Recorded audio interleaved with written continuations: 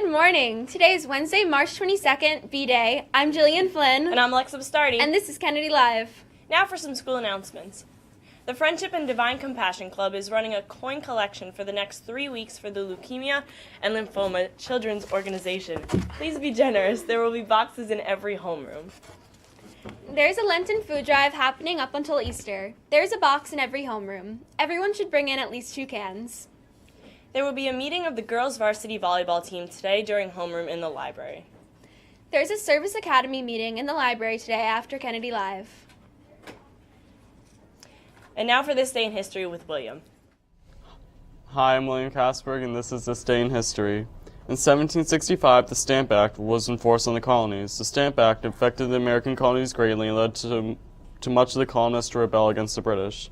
In 1933, President Franklin D. Roosevelt signs the Beer and Wine Revenue Act. This levied a federal tax on all alcoholic beverages. In 1947, James Patterson, one of the world's top-selling novelists, is born. And in 1972, the Equal Rights Amendment is passed by the U.S. Senate and sent to the states for ratification. That's all for This Day in History. Now back over to the anchors.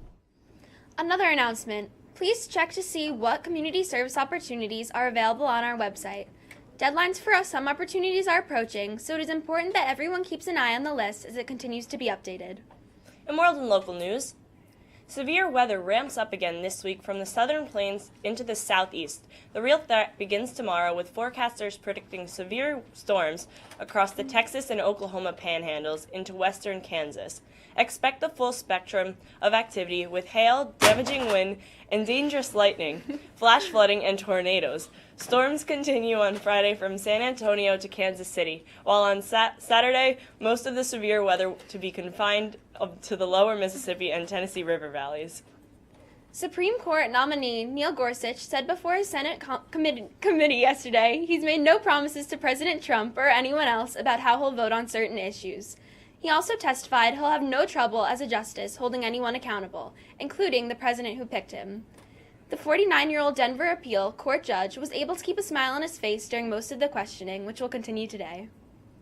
A new report shows overall improvement to infant mortality rates in the U.S., which is good news, but the rate is still higher than many other developed countries. Researchers say the rate has dropped 15% in the past 10 years. According to the Center for Disease Control and Prevention, infant mortality rate is considered a basic measure of public health for countries around the world. Well, that's pretty good. Yeah. And now over to sports with Mirage. Good morning, Kennedy Catholic Sports Nation. I'm Mirage Patel with your sports.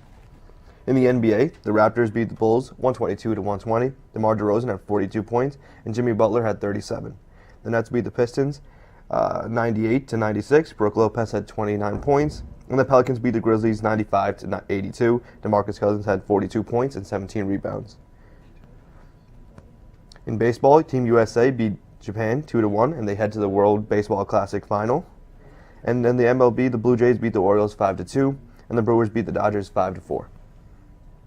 And I'm looking for a new sports anchor for next year, so if you're a junior or a sophomore, please come see me or Miss McGowan for auditions. Thank you. That's all for sports. Back to the anchor. Thanks, Mirage. Well, I'm Alexa Bastardi. And I'm Jillian Flynn. And this has been Kennedy Live. Have a great day.